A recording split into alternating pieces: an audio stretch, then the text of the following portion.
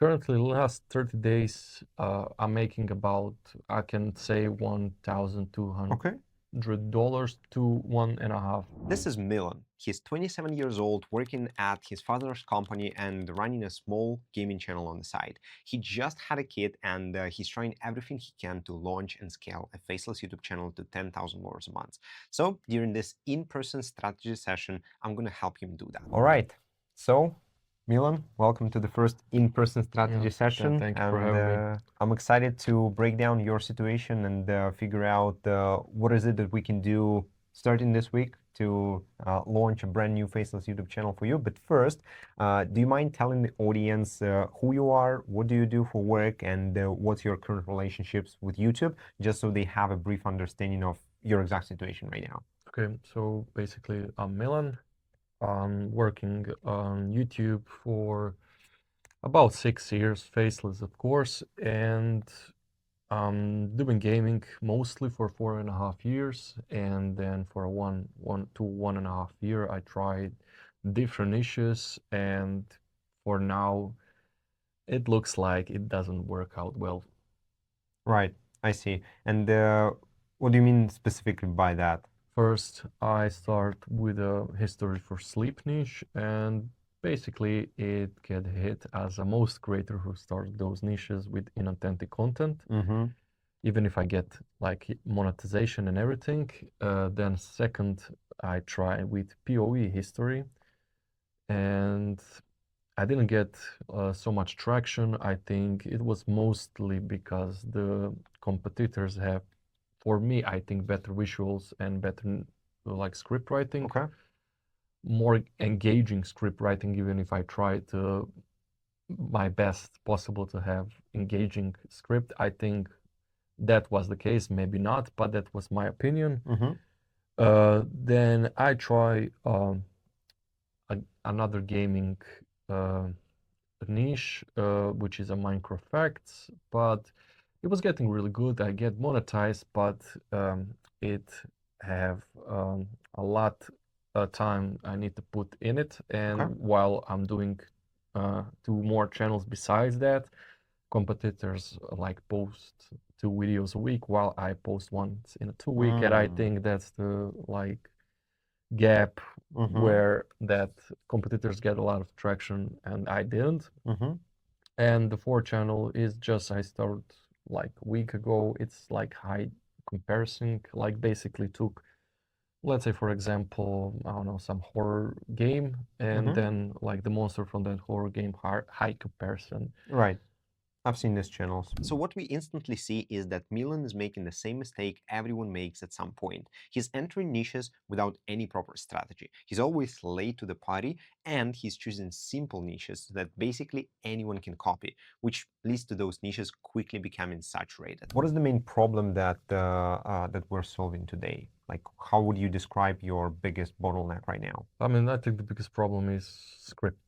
I think it's Okay. not engaging enough. That's what I don't know. That's how I look Mm-hmm. Okay. on Scripts. it. Yeah, scripts and niches. I think I choose the niche. I think at least 3 months I'm late. Yeah. Against everyone. You So choose a little bit late. Okay. yeah, always choosing late when everything is at the peak.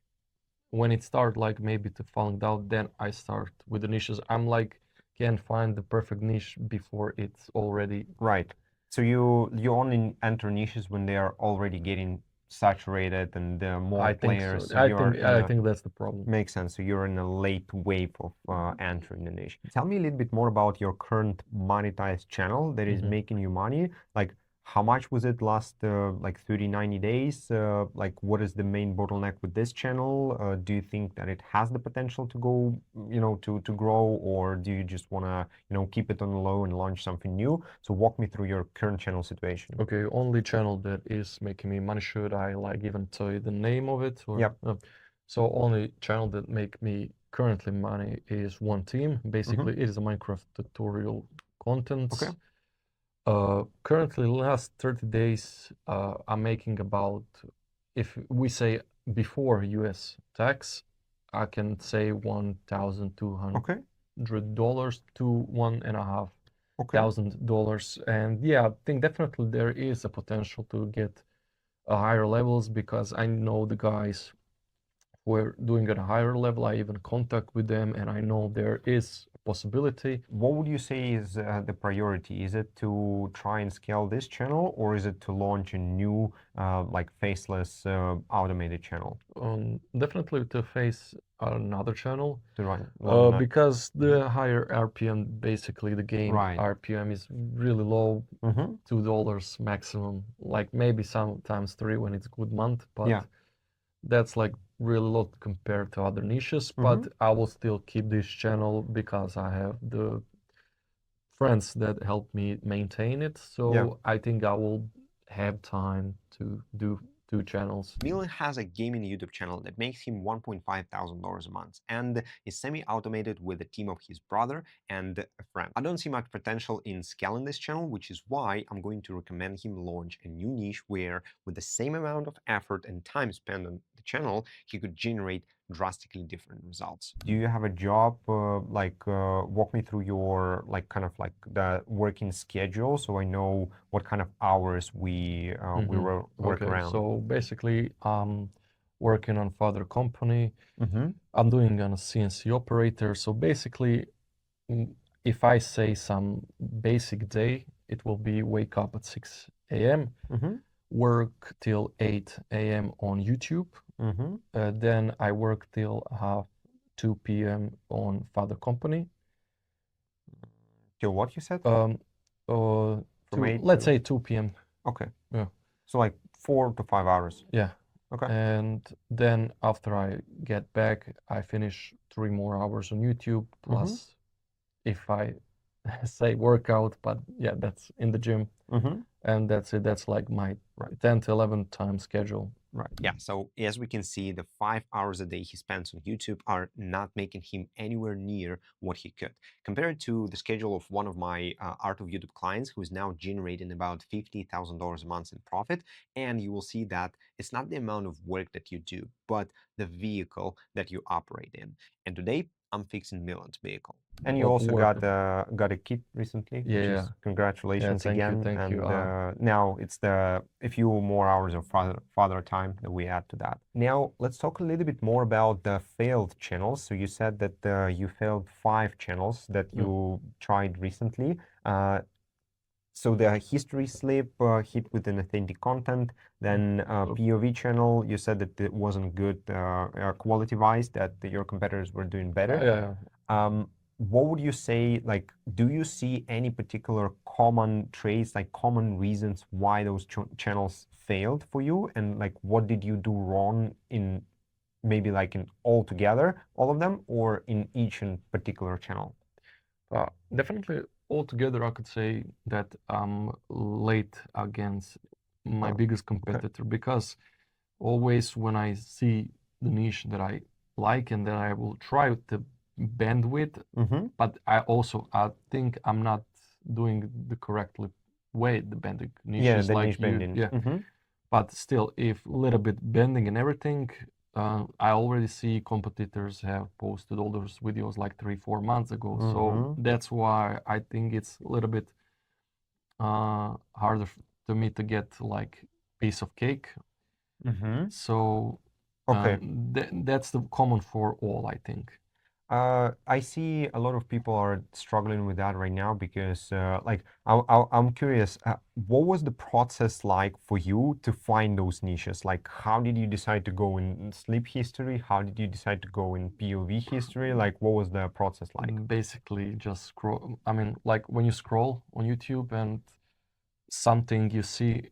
I mean, first of all, I'm a fan of history, and I see history for sleep, and it was like 1 hour video, and I was like, what's about? I mean, it was some nice title and everything, and I enter it, and I see like, because I already do 4.5 years on YouTube, and I see like really like it was like just pictures moving, zooming slow, and for around 1 hour. Super simple. Super simple, and I see a lot of views, and then once I click on one video, YouTube recommend me a lot of different creators who are doing similar, and then I see why can I do that. So Okay, makes sense. So what attracts the most amount of people, and where I see all of them pretty much like yourself, nothing wrong about it, but why I think I see those mistakes appear is because people naturally they tend to pay attention to what's the simplest way, what feels easy to make, instead of like what can get them the leverage that will set them like apart from all other competitors. Because the most like one of the part of the conversation that we'll now talk about is the like entering simple niches. You should only pay attention to the speed and how fast you enter them. But then when you have a complicated niche and something more branded, something higher quality, then speed doesn't matter that much, and you can enter late and still be ahead of competitors because of the quality. So there's two different types of niches, and you have to be like very mindful of whichever one you operate in. And whenever you enter a niche for speed, then obviously entering it 4 months late is like signing a death sentence to your own channel. So it doesn't make sense. Okay, makes sense. So I've prepared a bunch of different steps for us to discuss. I think that the way we're gonna talk about it is we're gonna start by talking about niches. I really want to cover this aspect first because that's basically the most important part of this conversation. The moment we choose the niche correctly, I think that you've got the perfect skill set to make it right. I think that the problem that you mentioned about scripts is not that big of an issue, because the moment you have a niche that is not saturated, obviously a very basic script can still do really well because of how high is the demand in a particular niche and how low is the supply. So scripts always come next after the niche. Okay, so the way I want to structure this conversation is, first we're gonna talk about niches as the most important part. We will figure out how to enter niches that are not saturated yet, and how to determine whether or not the niche is actually worth it. And obviously, I'll show you the niche bending process that allows us to do that. But in your case, we will also talk about the speed, because it's going to be important. And I'll show you the three different paths that basically I call it a faceless ladder. How should you start, and then like what are the best niches for you right now, and what is the future of your portfolio if you really want to scale that. And we'll skip the first stage because this is mostly for beginners, but I'll still cover like how different you should approach niche selection depending on where you're at financially and skill wise as well. Number two, we're going to talk about scripts. So for scripts, I'll show you how to write them with AI without them sounding too AI-ish. Because AI scripts, we all know that they're bullshit, and the moment you enter more complicated branded niches, people can sense that. People can feel like you're trying to bullshit them. AI doesn't do proper research. AI adds all of those dashes, makes up all of those weird facts, hallucinates. So I'll show you how to fix that. And then I'll give you, as a third step, I'll also show you the niches that are popular right now. So I'll show you the niches that we recently found that you can enter basically right after our today's conversation. Basically trends, let's call it trends. And then we will talk about the team, because you have an advantage already with your friends, like working in your YouTube company. You said that you have a team member, a trusted team member from Pakistan. There is also a high ROI market. So we'll talk about high ROI teams and how to hire those, even if you don't have much budget right now, because this can be one of your competitive advantages. And the kind of like the last step that we'll cover is the unfair advantages that you can get in your business. Basically, this is going to be the part where we'll talk about how to get ahead of all of your competitors, no matter the niche that you choose, because there's three key strategies that I use to make sure that all of our channels stay ahead of the competition. Advantages.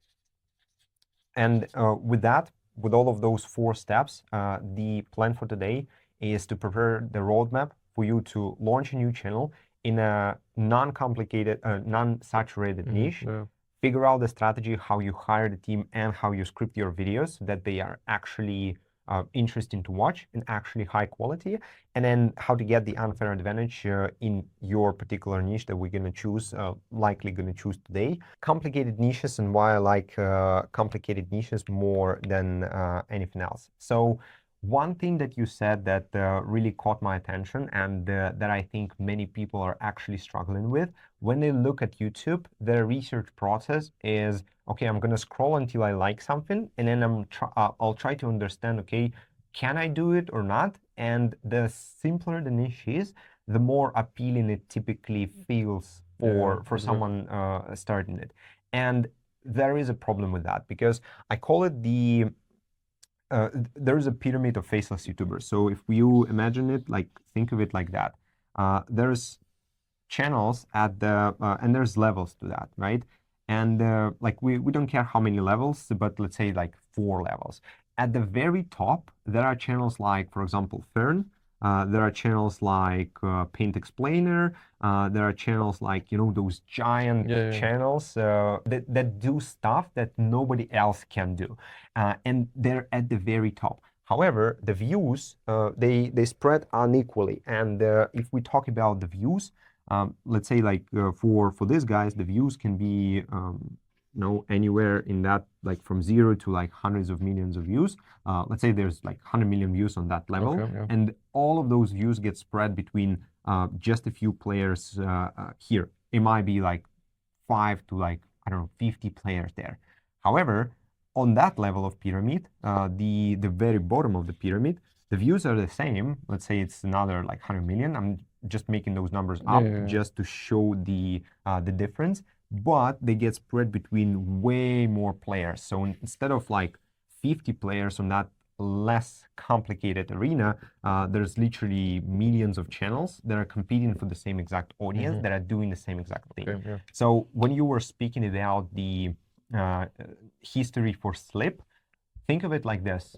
If it's simple, how many people can actually replicate this content? How many people are actually replicating it now? And it's literally thousands.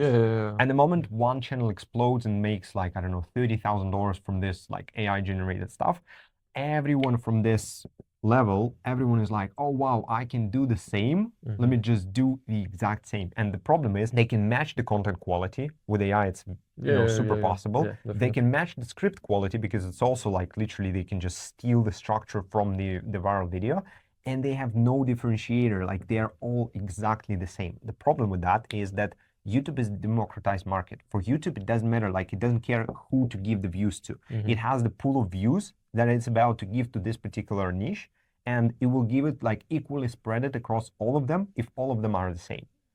At the top, YouTube gives views to those who deserve it more. So it gives views to those who are better in quality. So for example, if you try to compete with Fern, right? If you don't match his quality, all of the views will go to Fern. If you match his quality, the views will spread equally. If you manage to beat Fern in quality, then his views will go to you. Here, as long as everyone is the same, YouTube doesn't care. It just equally spreads views across all of them. That's why all of those channels, it's like, if I were to show you the graph of, let's say there's a new niche, right? Let's say the new niche, new simple niche, right? It just blew up.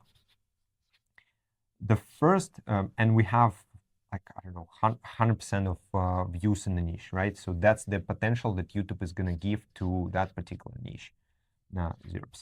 The first 60% of views will go to one player. Then the rest 40% will go to the rest of players. Maybe the second player will manage to get like 15% of the niche. That's the second player. The third one is like 5% of the niche. Then the fourth one, and then like down the line, the share is like less and less. So the more you wait before entering a simple niche, the less percentage of it you will have. And only the first few players are typically the case studies that you see. Like, these are the posts on Twitter. Look, I made $50,000 with this very simple niche. That was this guy. And you will never make that money in that niche again, because this niche will go basically down incredibly fast. So those niches, they blew up, and then they go down pretty much in Mm-hmm. like 3 months or so. So the point I'm making here is that you want to be as high on that ladder as possible. The higher you are, the more earning potential you have, and the more time you actually have before the fall off happens. And this is why I love branded niches so much. This is why I love 2D and 3D animation, because it's a barrier to entry. Now, let's talk about this. So what is the barrier to entry and why is it important? Because that's, for me, that's the main deciding factor before entering a niche. There's a few ones. And the reason why it's important is, let's imagine like a pool of people, right? So these are the faceless YouTubers who who spotted, right? They saw another new niche. Let's say like something blew up, right? So they saw that, they're looking at it and they're like, okay, cool, can I do it or not? That's the main question that every faceless YouTuber asks themselves. And out of, let's say, like 1,000 people who are there, if the niche is AI and requires literally zero skill and literally nothing, then all of them can do it. No matter if they're like, broke from India or Pakistan, or they have a few $1,000s in US, they want to change their life with YouTube automation channel, all of them can do it. That's a bad niche already, because like your competition is instantly like the entire market.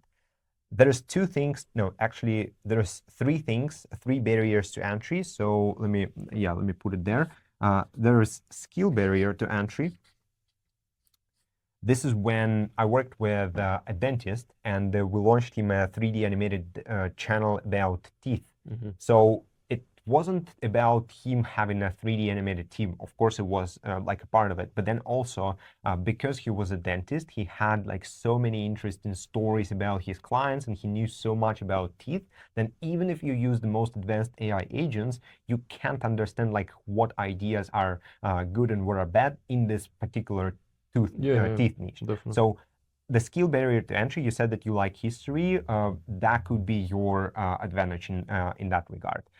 Then the second barrier to entry is obviously the budget. This one is the most significant one, because basically the more you spend, the more you can spend on your videos. The higher you are in this hierarchy, the more people are, like, the less people can compete with you. So out of 1,000, with let's say like most of them, 95% of them will have like, I don't know, maybe less than $1,000 to spend. So it's less than $1,000 to spend. If you have, like, let's say $2,000 to spend per month, then it instantly puts you in 5% of faceless YouTubers with more budget than everybody else, meaning you can buy more videos or higher quality videos, pretty much like these guys are doing it right now. So that's one of my favorites, but I understand that it's not accessible for everybody. We don't have, like, crazy pockets, so that's probably the least one we'll consider. And then the third one, that's what's in like really excites me, is the insider knowledge. So insider knowledge, like with crypto coins, if you know when something is going to blow up and you enter early, I don't know, did you trade crypto? No, you never trade crypto. Did you trade some stocks or anything? No, okay. So basically, like I'll just put another graph. Like all crypto bullshit is the same. Like I've never traded crypto or anything, but I just like see all of it like on my Twitter page. So basically, the coin explodes, then the majority of the market enters and then goes down. So like people like that's how the life cycle of all of those like bullshit shit coins. And then if you are someone who has insider knowledge and you find out about it, not even like when it was launched, but you found out about it like somewhere here, and you have all of that time to prepare, and then you buy it early somewhere here, and then you sell it somewhere there, because you know that it's going to go nowhere, then you just made all of that profit for yourself. And as you can see, crypto, which is like here, so it's crypto, it's kind of similar to YouTube niches. I see. Yeah, it's really similar. So the insider knowledge is basically when you know that the niche is somewhere there, you know that it's going to go places, and you enter it before the majority of the market, because the majority, like these people, they will enter somewhere here, and they will fill this gap, and that's because of them the niche will die out, because there will be way too many players, and YouTube won't be able to share enough views with each one of them. So this is the one that we're going to discuss. So you have the skills that are better than 99% of the market already. That's good. The budget, do you think, like, what would be the budget that you can comfortably spend per month on the channel? Just give me a number. But if you see how much I spend monthly, it's like a 500. Yeah, okay. So the budget is not going to be our priority. Like, it's not going to be the barrier to entry we're going to build. We won't talk about like complicated niches like Fern or anything like that until the moment we have at least one stable channel. But we'll talk about the insider knowledge and how we choose niches where we have that advantage. Now, is any of that unclear? Do you have any questions there? Definitely, everything is clear, and yeah, this part surprised me. It's how similar it is. Similar it is to crypto and all of the markets. Now, let's talk about the thing that I call faceless YouTube ladder. So I like to basically divide the YouTube market into 3 segments, and it's important for you to understand where you are on this journey, so that you choose the right niches for you. So we call the first one a beginner. Not beginner in terms of just starting out on YouTube or anything like that, but because of the budget thing. So it's here I put everything that is below, let's say, $1,000, right? So if you have less than $1,000 a month, then you should be aiming at that stage of the market, and I'll show you the niches to enter, and I'll show you like what goals you should be shooting for. Then this one is where the majority, like this is what I call the cash cow channels. These are the ones that will make you the most money for the longest period of time. This is where you have, let's say, like from 1 to 1.5K a month. So again, nothing significant. You told this about how to spend. Yes. This is the budget for the channel, right? And then we have the pro level, which is basically anything above like 2K a month. If you have more than 2K a month to spend on the channel, on your content, you are in top 0.5% of all of the faceless YouTube, because the majority of people entering the faceless YouTube like space in general, they're either there, like that's 90% of the market, then the rest, like, I don't know, like 9% of the market is here, and then 1% is making all of the money there. So your ideal journey as a faceless YouTuber is you start there, which is like where we are now, and then you quickly go to this stage as soon as you can, as soon as possible, and you need, like, for that you need to understand like how to operate it, and I'll tell you now. And then from here you can either stay there if you want to, or you can go to the pro level, but pro level requires a lot more skills, especially because that requires a lot of like team building. You typically need to hire well, you need to train these people, etc. So not everyone is ready to be there, but that's the stage where you make the most money for the longest period of time. Now, for beginners, for the stage where we have less than $1,000 to operate, to basically spend on our content, our goal is actually very simple.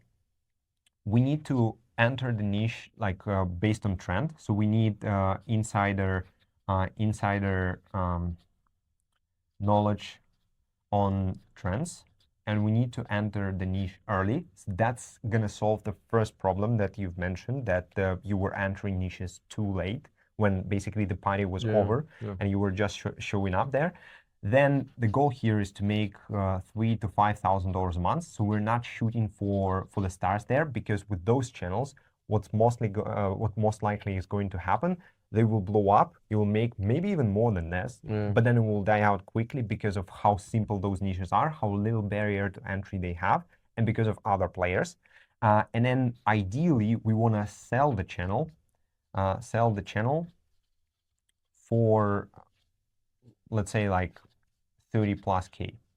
So I treat YouTube as an asset. So unlike many others, I like 3 to 5K is cool, but way cooler is to scale it there in 3 months, sell it for 30K, and then jump onto the second stage of your journey, and you already have the capital to spend, and you can differentiate yourself from the rest of the market. And I've been checking Flippa yesterday. Channels are like right now is a very good time in the market for like buying and selling channels. Some channels making like 2K a month are being sold for like 27K, like 35K, etc. So YouTube is probably the only business model that allows you to make money while creating an asset that you can potentially sell. And if you sell it this big, then you're totally cool, and you can jump on the next stage, because this is where we want to end up in the next like 3 months. That's something new that I didn't know. You can sell channels. You're not just making 2K a month. You are actually building an asset that you can sell. And the problem I see in the market right now is people get stuck at this stage thinking that 3 to 5K is the most they can do. And they never think about transitioning to the stage where they can actually make the money. And that could be like rest of their life, like just making, Exactly. So they're like their channels day out, and they're like, okay, cool, I'll start a new one. They start a new one from that section, from that category, because this is where we have AI channels. This is where we have all of those sleep channels. This is where we have all of the simple niches. Right, and this is where 90% of the market is going to be simple niches, right? And they constantly just they scale the channel up, then they lose the channel, and then they continue this the cycle, and they just go up and down and up and down again and again, without thinking that, okay, cool, I just built an asset, let me sell it, let me transition to the next stage. And if I can ask, like, what is your advice? Like, let's say you make successful and you make 3 to 5K, and then you want to change the cash flow.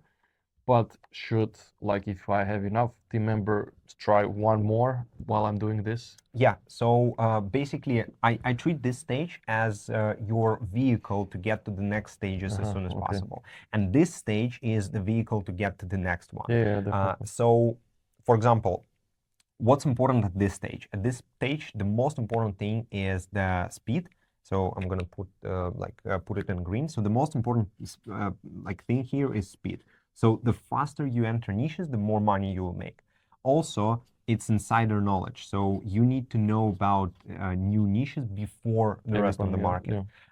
And then it's automations. So I'm not talking about simple AI prompts like ChatGPT, yo, write me a script. I'm not talking about that.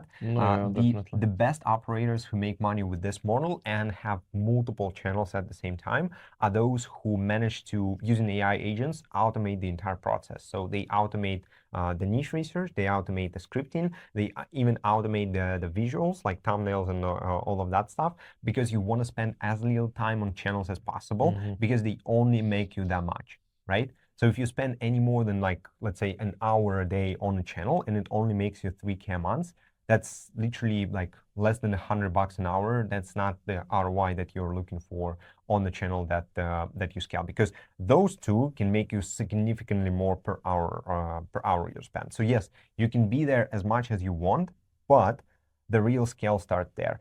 This is where, like, cash cow channels, 2D animated channels, whiteboard, then also short form and long form shorts as well. Some branded shorts channels like Renrad, for example, like what was another one, low poly shorts, loaded dice, all of those channels, they are in shorts, but they're making like 10 to 15K a month. So if this is about hitting your first $3,000 to $5,000, this one is about hitting 10K a month. 10 to like 20K a month consistently. And the thing about those niches is that they die out way slower. So this niche can survive for, let's say, a year without any problems. And if you keep executing and keep inventing new formats, it can go even longer than this.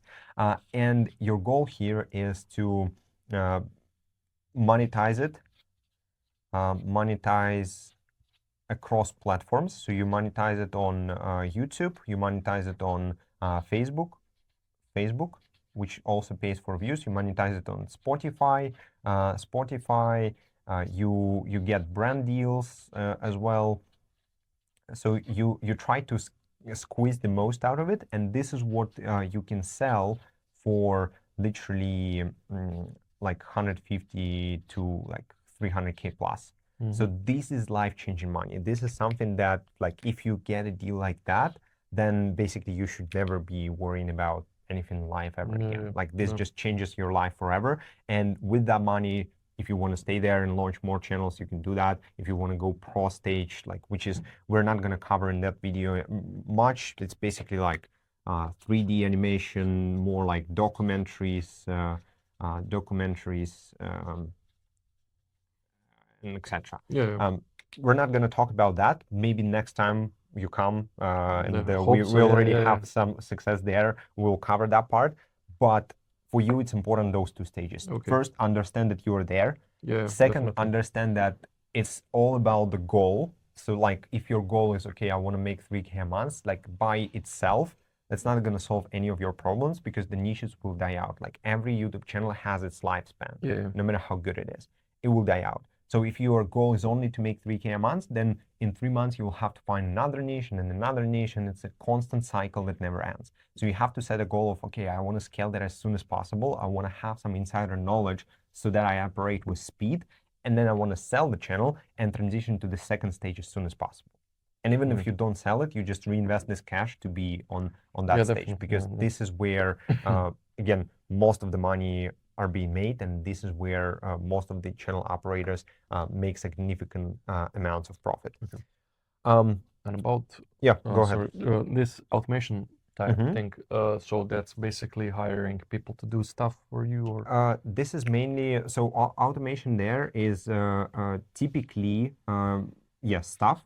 So it can be as simple as hiring a bunch of VAs, because this type of content is very easy to produce. It is produced with AI most of the time, and VAs can do it for you for extremely cheap, or very simple editors as well, and also advanced AI agents. So, for example, in my in the Art of YouTube, the coaching program that I run, I'll show you that later. But we built a set of AI agents that research niches on autopilot, and they just send us daily niche updates. So basically, like a list of niches that blew up yesterday. So it's like before those niches reach the mass market, we have like a month before everyone else see them, so we can choose the niches that we like, we can niche bend them, and we can start basically like acting with the insider knowledge. This is exactly what I meant by this. And then also AI agents that write scripts, that make thumbnails, that study videos and extract their skeletons, something that we'll talk about to fix your scripting situation. So this is the automation. Now, let's talk about, is that clear? Everything is now clear, yeah. Okay, perfect. Now let's talk about one concept that makes everything else make sense. So you already mentioned that, the niche bending concept, right? So this is how we take niche bending. This is how we make a niche that seems like saturated. This is how we make it brand new. So your niche is always a combination of format and then market. So what niche bending is when you spot a viral format and you bring it to another market. So you change the market while keeping the format. I'll give you an example. Let's say you recently this couple of channels blew up. I'll show that to you. You've probably seen some of it. Ancient Humans Explained. You've seen those. So these are very simple. I think I saved some of them. Oh yeah. So for example, like this one. Why did ancient humans? How did ancient humans kill boredom? Right. So what is the format here? The format is how did someone, like from the past, ancient humans in this case, kill boredom? What we can do is we can replace, and ancient humans is the market, right? We can replace ancient humans with Roman soldiers, another market. We can replace them with medieval peasants, for example. How did medieval peasants kill boredom? We can replace them with basically, I don't know, World War II soldiers if we want to. And this is how we create new niches. So instead of entering something, because the moment this video from Zen channel, there was a channel that did 7.3 million views on their first, so the channel, this one. How did ancient humans, like what did they do at night? 7.2 million views. The moment this video blew up, again, around like 20 players started doing the same exact stuff. Like, why would you do the same if you can just bring the format to the market where it was never used before? For example, bringing that to psychology. How did ancient humans fight depression? The video about psychology. The market is psychology, but we use the format ancient humans in this case. Or bringing it to health. Why did ancient humans why their teeth were healthier than ours? Again, it's bullshit. They probably were not healthier, but that's just to explain the concept of niche bending in this case.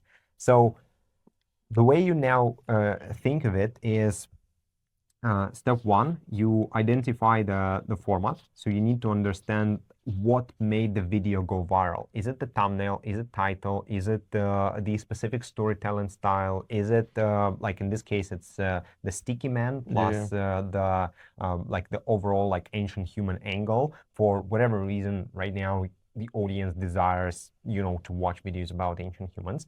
You identify the format, then you list 5 to 15, I like as more as possible, markets where you can bend that, and you go from the most popular to the least popular. So for example, fitness is the market with trillions of views on YouTube. It's incredible. How can we bend this to fitness? What do you think? Maybe like what did ancient humans do to get so strong or something? Yeah, to get strong, or how did they stay jacked without steroids, or like how did they fight animals, for example? Or like stamina, for example. Yeah, exactly. And fitness is the market where we already know the demand exists. We know that the format is proven because it just went viral on many channels.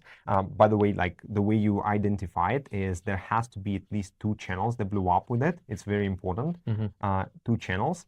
And the format needs to be repeatable. So you need to look at it and be able to come up with easily with 15 plus ideas. If you look at it and you're like, oh, I can do this, and that, it's a good thing. And it needs to be 2 channels or less than 20. So if it's more than 20 channels already, then it doesn't make sense anymore. Like it's already saturated, it's already overcrowded. It needs to be repeatable, and it needs to be to a degree new. So you must be like the way I like to identify that is you pull up a channel, let's say Zen, you open it in incognito tab, you watch it for 15 minutes, then you go back to the home page, and if you see many other videos like this, many similar formats, and it doesn't feel new, then it doesn't make sense. The format just lost its potential. Okay.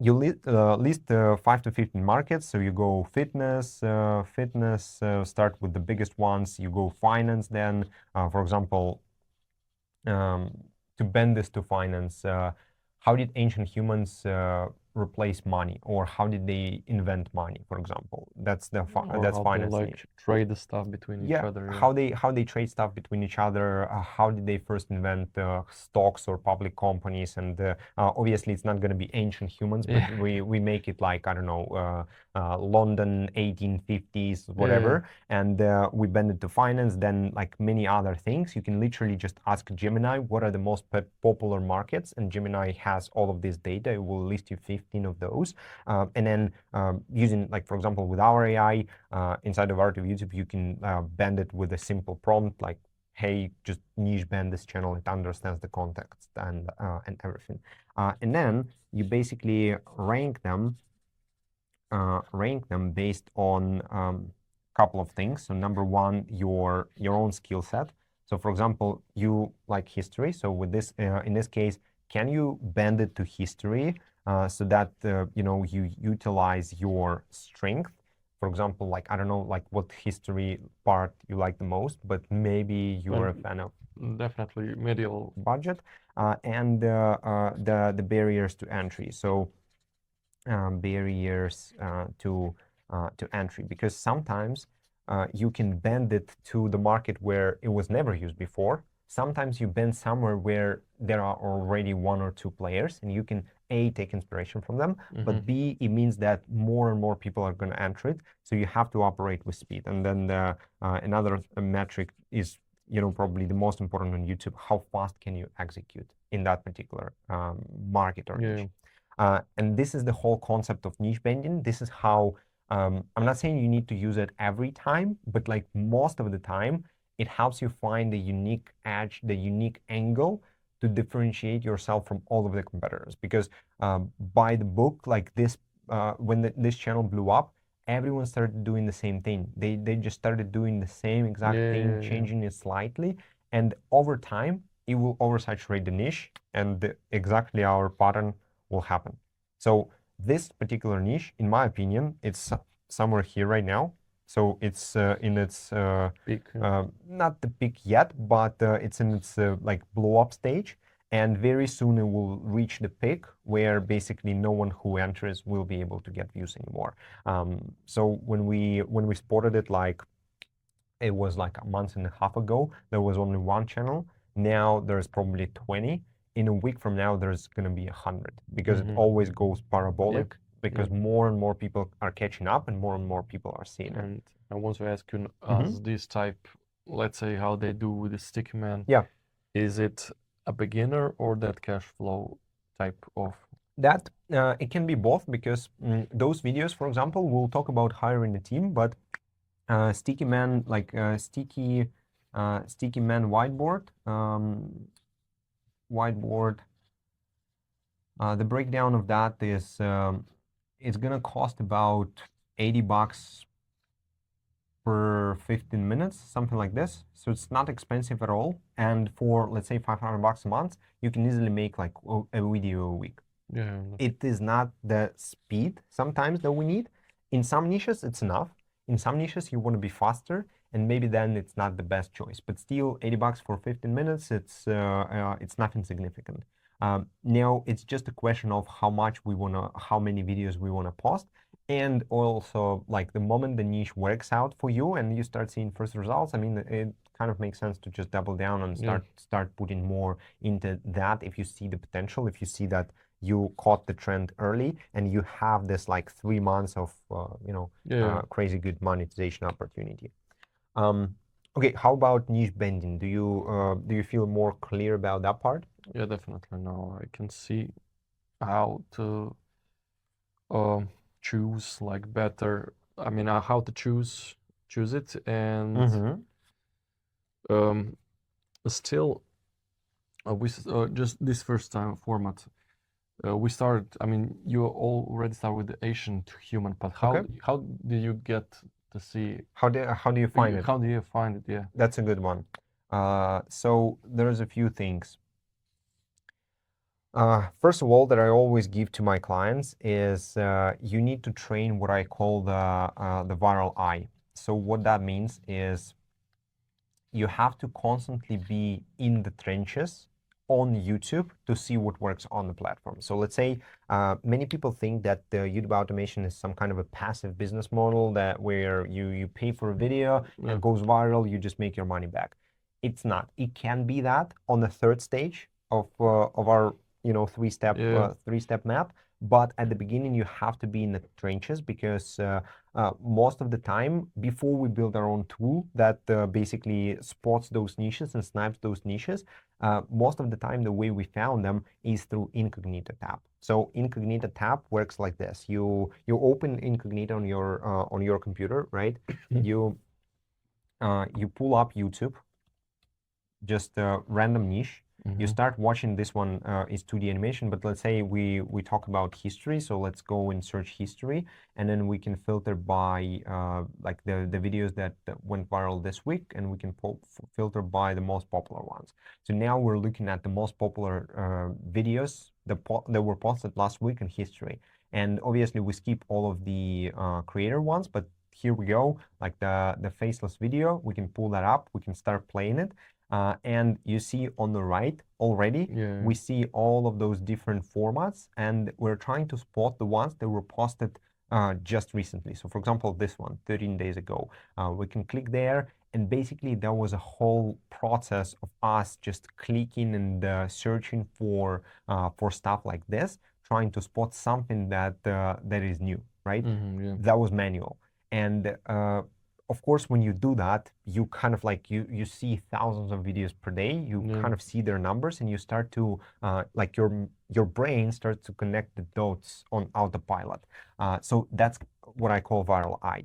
Now, the second thing is even though I hate giving this advice, but X and YouTube can be a good way to spot the format. So for example, you can subscribe to Art of YouTube on X, and we post niches daily. And the reason why we do that is so that people can see the like the formats and bring them to the. Some people still steal it, like, which is stupid. But you can spot the format, you can bring it to a new market, you create a niche for yourself.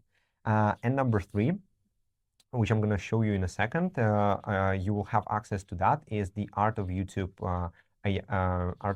AI. So what we built is the MCP for Claude. Do you know what MCP is? Not really. So you know how in Chrome you have different extensions? Yeah. So basically for Claude, there is different extensions too that give it access to different things and different skills. So for example, on my Claude, if I open my Claude, let's say chat, I have this connectors, and I have the Art of YouTube connector there, right? So this gives my Claude direct access to my entire coaching program, to the database of my knowledge, and to database of my niches. So what I can do now is find me a new niche with AOI. As simple as that. I don't need to say anything else. It will now ask me questions about like what direction I want to go. And then because of our MCP, it has direct access to YouTube. So we will go and research the niche for me. And unlike a human who can only do like, you've seen me use the incognito tab, it took me 15 seconds to send one request. So what this thing does, it sends 10,000 requests all in a few seconds. It basically scrapes all of the videos that it finds. It validates them, whether they're faceless or not, and it also cross-checks them across the references, the previous videos and channels from our database. So it's capable of finding new niches right there when it's like very, very new. It grabbed my profile because I was already using it, and it created me the report. So let's take a look at this. These are the proven niches that it recommended. Let's take a look.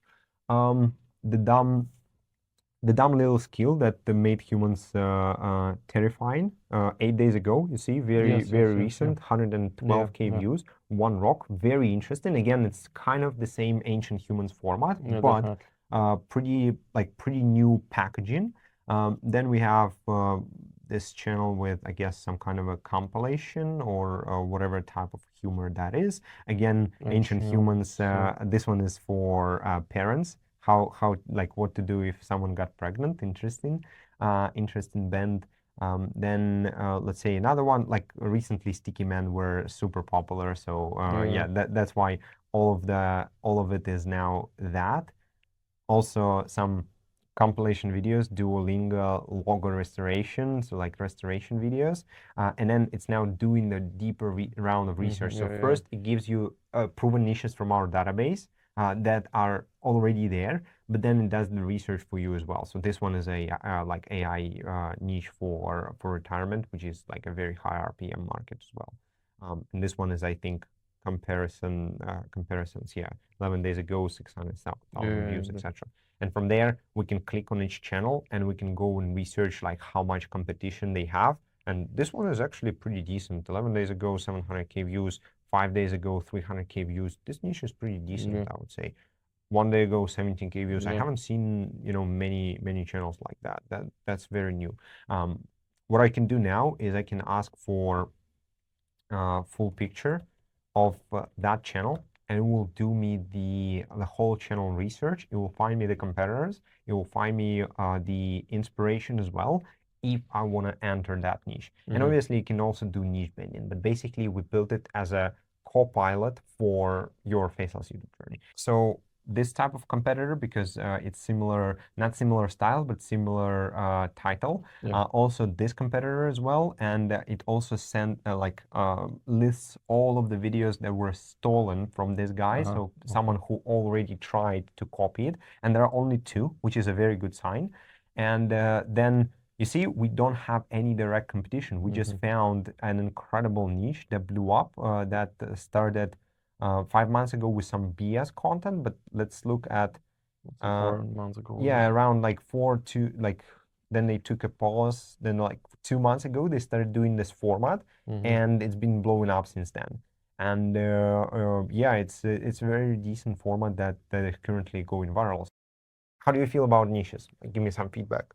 No, definitely now it's like a lot clearer how to find it, because my biggest problem was exactly I see something and hey, late. let me, yeah, too late, and like let's recreate it. But the thing is, like when I recreate, let's say for the example that high comparison, okay, I still, it's 1 week old, but I already see it's not gonna make it. It's like I see people took from the games, and they take like characters, put them in the shadow, like red eyes, Yeah. and make it like scale from the smallest to the tallest one. And I only try the same thing, just like try with the movies, but I think it's not enough bent. Not enough bend. Yeah, Yeah. it's similar, but yeah, it's. But now I like have a little bit clearer page how to bend even more and to get even bigger gap like between this. Yes. This one. Yes, there's such a huge difference between, let's say, channels that you see online claiming they make hundreds of thousands of dollars, and then all others that entered the same exact niche. So the niche wasn't a problem. The niche was good because this top 5% of channels made it. The problem was that they entered too late. Second most important part of this conversation is the scripts. So you said the scripts are the problem. Can you elaborate on that? How did you why did you decide that your scripts were worse than your competitors? That's just what I think. I mean, still my scripts are getting through at least 5 filters. First, it was like I was using not Claude directly, but the model at some like website they're using Claude model. First, it was like, this is my idea, find me chapters. Then after getting chapters, I put the chapters, and it was like, first filter was like, give me basically scripts to be true, everything. Makes sense. Yeah. After that, reduce the AI part. So basically make sound like human.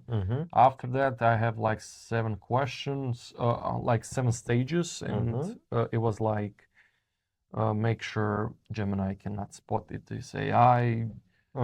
Make sure it is engaging. Make sure it's not repeating too much. Yeah. Make sure it's not making like crap AI nonsense. Right. So basically, it was filtered. It's not like just writing script and that is the script. But still, I don't know. I think, but like now when we talk, now I just see maybe it's bigger problem that niche that I'm too late than script itself. Niche is the problem. However, the process that you're describing for script writers is also a problem. And again, it's not your problem. For some reason, the market itself is just like, that's how it evolved. And for some reason, everybody is doing the same mistake. So the problem with your scripting process right now is that your AI, whatever it is that you're using, it doesn't have the reference. So for example, when you tell it like, look, make sure that it's like gauging and it's not Gemini can't spot it that Yeah. it's AI or whatever. Yeah, only It doesn't know what to reference it to. yeah, only I forgot. Yeah, now you Uh-huh. remember me.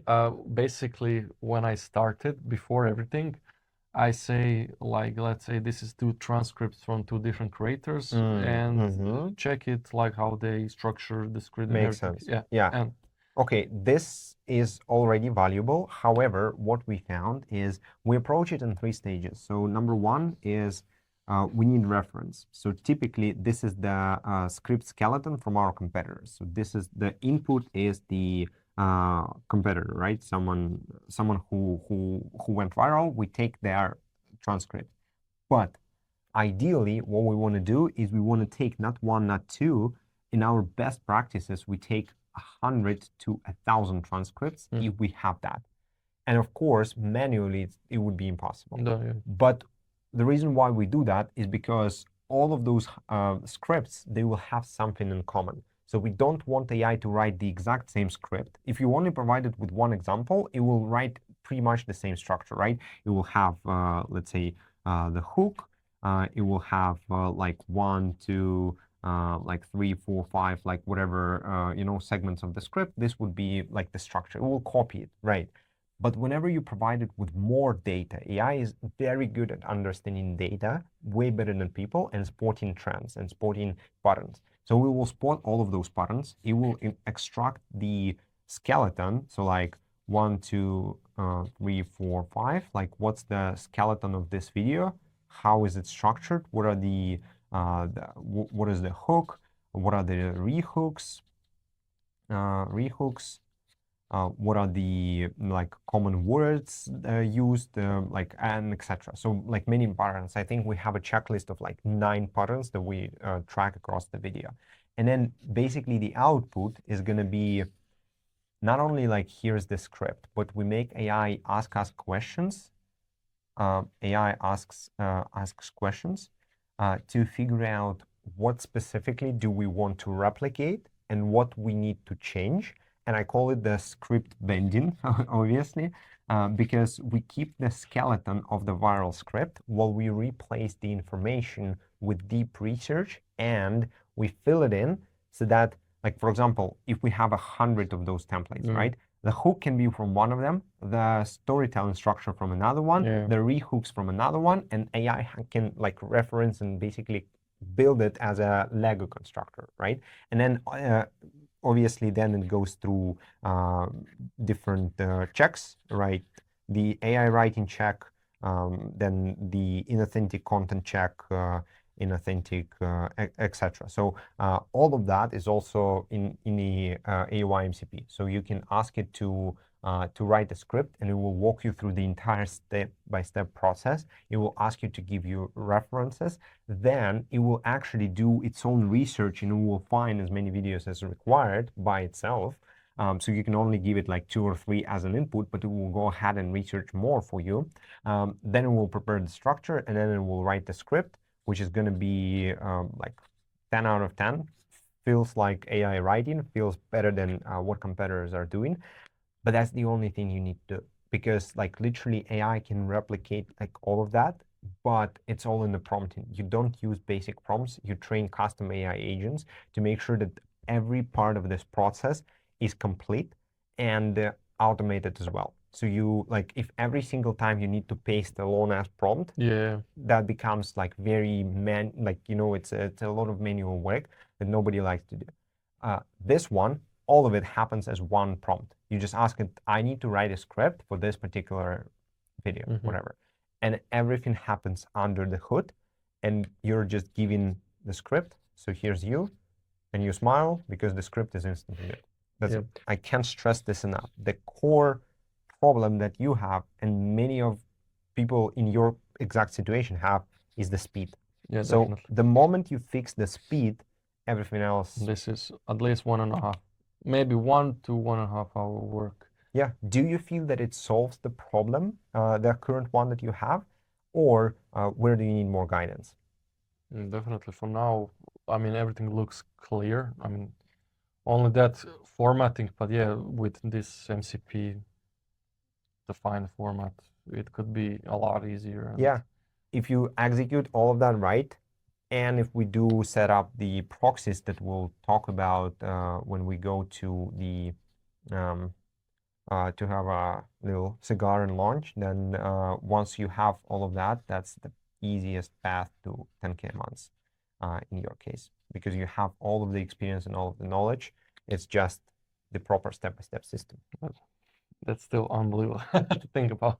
With that message, we're gonna ramp up the episode. Thanks so much Yeah, for coming. thanks I for hope having me. that was valuable, and Definitely. can't wait to see the results within 1 or 2 months. Just circle back and see how the whole strategy played out for you. Appreciate you all for watching. I'll see you in the next one.